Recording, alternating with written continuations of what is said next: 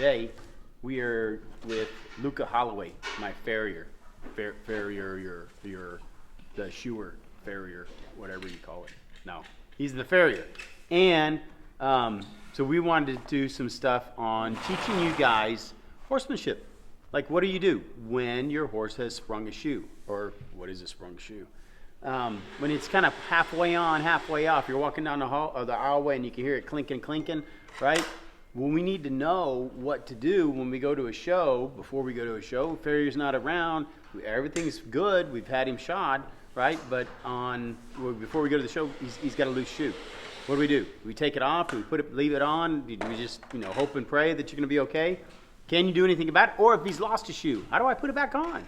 Right? So we are with Luca today, and he's going to go over how to pull one, reshape one with limited amount of tools. You don't need to be a farrier. There's a couple of things that you could do, some good ideas on what we should do, things that we can take with us to the show to keep us from not being able to show or perform at our best. All right, guys. So here we've got Amber, who's sprung a shoe. You see he stepped on it on the inside. He's pulled a nail out. And completely not level. Can't ride it. What are we going to do? First step is we're going to cut off the clinches. And you can do this. All you need is an old beat up rest that you can steal from your horseshoer. What are the clinches, though? So the clinches, when I drive this nail and it pops out here, I clench it over to hold the shoe on. Now, the problem is if I go yanking on the shoe, there's a good chance it's going to rip off a lot of this hoof wall with it. So as you can see, this little lid, this clinch here, I take my rasp and I just file it down. Now, as you can see, there's nothing crimped over like this. It's just straight, which means I can pull on this shoe. I don't have to worry about taking off any foot with it. So, step 2.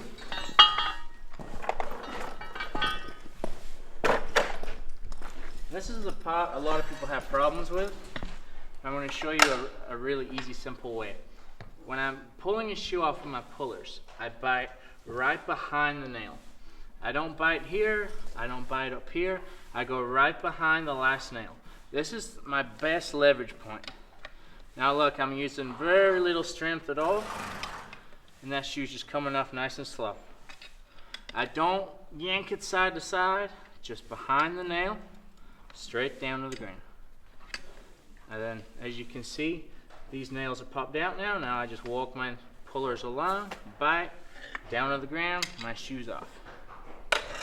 Just so you know, Luca's got a really weird Texas accent. It's not a real Texas accent. I was kicked in the head, and now I just talk weird.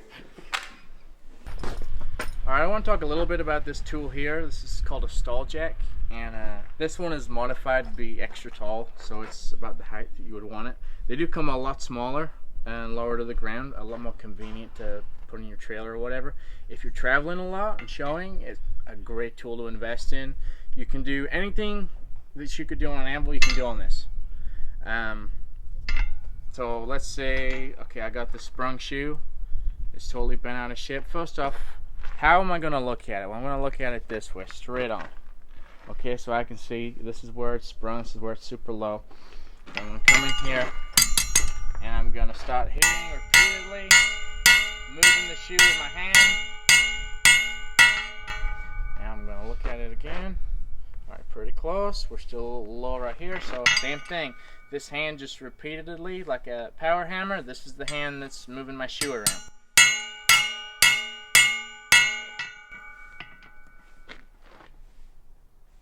Alright, that was a little bit too much. Now we're pretty good. If you don't have this, and you're going, dang, where am I going to level this shoe out? Dang. It's not ideal, but if you're in a pinch, follow me. This thing looks great. If you're concerned about scratching your hitch up, I mean, come on, it's pulling trailers, it's scratched up anyway. If you're in a big bind, right here, we'll get the job done. So yeah, there you have it. Okay, so Luca, when we go to do this, like, being that this is a slider shoe, so This is a different shoe than the regular shoes, and we're gonna put the slider back on this cow horse, reining horse. What kind of nails do you use? Okay, so we carry these little nails in here. This is the wrong box, I just keep them in here.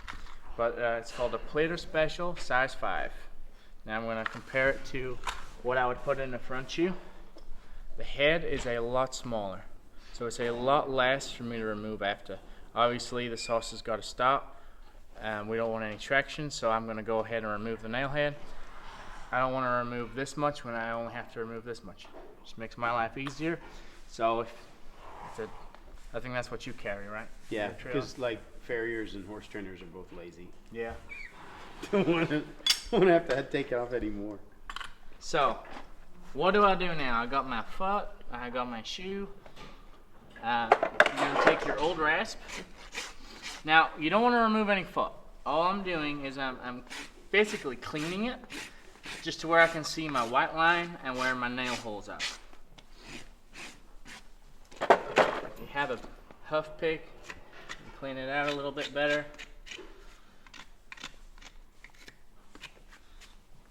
Okay, so now if we look at my foot, we got a little bit bust off here because this horse is due and he's getting done later. Don't worry about that right now. You can see where my old nail holes were.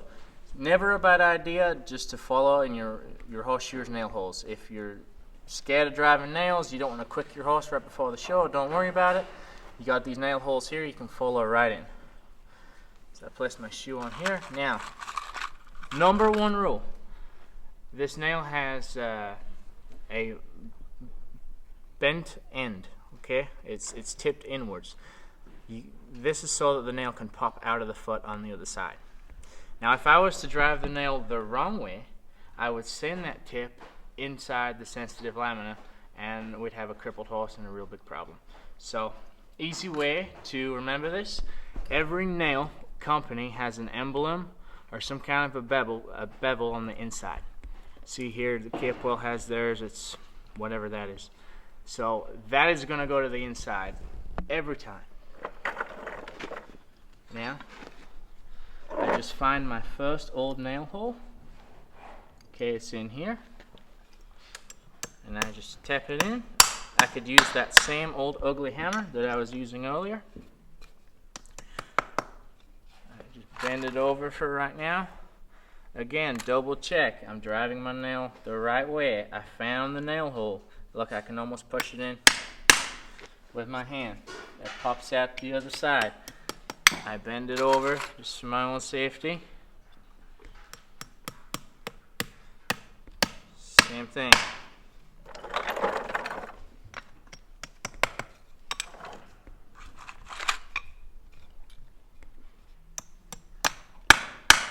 Now, one question people ask is, well, is the shoe on that tight enough with going in old nail holes? And the answer is yes, never had a problem. The less nail holes you have in a foot, the better. And I'll show you a nice little trick here in a second to tighten it up. I'm actually going to leave this one out just because of that little chip. Another thing too, you don't need 6 nails. If you can get, 4 is plenty, 5's great, 6 can be a little overkill, doesn't matter. Okay, so now it's on, we're going to clench block them. I'm going to use this, my pullers, the end of. You can use another hammer, you can use your rasp, whatever. All I'm going to do is place this under the nail where it tipped out. Then I'm going to whack it twice. Move to the next nail. They do have a special little tool called a clench block for doing this, but we're working with as few tools as possible today. Final step. We're going to clench it over. I'm just going to take this little tag off. So I'm going to need something to cut these nails with. For me, this type of puller also works as a nail cutter. If you don't have anything to cut them with, take your rasp and just file it down right there. Okay, now see, I just have the tip of the nail, the extra part is on the ground. That's perfect.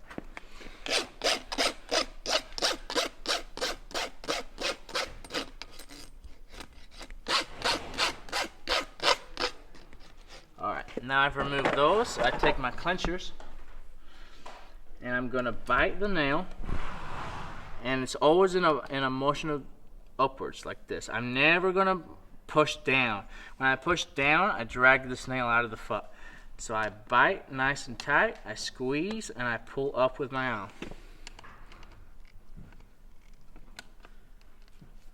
And I just bent them over halfway. Take my old rasp again, clean up underneath them.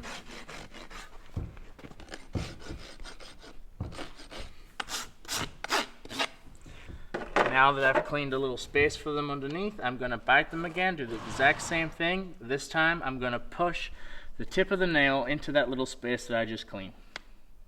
And again, squeezing, I'm pulling up towards the horse's belly.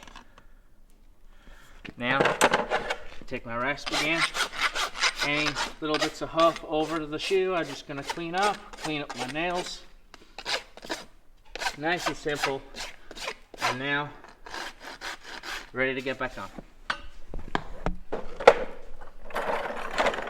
So there's a couple of things that I think it's for competitors that can, couple tips that could probably help you out when you go to show. One is, like, sometimes if I know I have a horse that likes to pull them off from the stall, pulls the shoes off the stalls, or if I know that they got a big overreach and they'll pull their front shoes off and then spring their front shoes too, right? One of the things that I will talk to my farrier about doing is, because they get sprung or it's a regular deal and I have a problem, I want to make sure that I schedule my shows to where Luca is going to have at least a week before I go to put the shoes on and have a fresh set of shoes. I'm not doing it the day before I go to leave, right? So I want to make sure that I schedule it out to where I have a fresh set that have been on for a week, right? The other is, if I can, I would ask Luca to even give me a full set of shoes that he makes in addition. So I've got a whole extra set of shoes in case he pulls his fronts off on a regular deal. I got an extra set of front shoes. I don't have to go reshape it if I don't want to, or I can, or if sometimes you spring a shoe, you don't find it.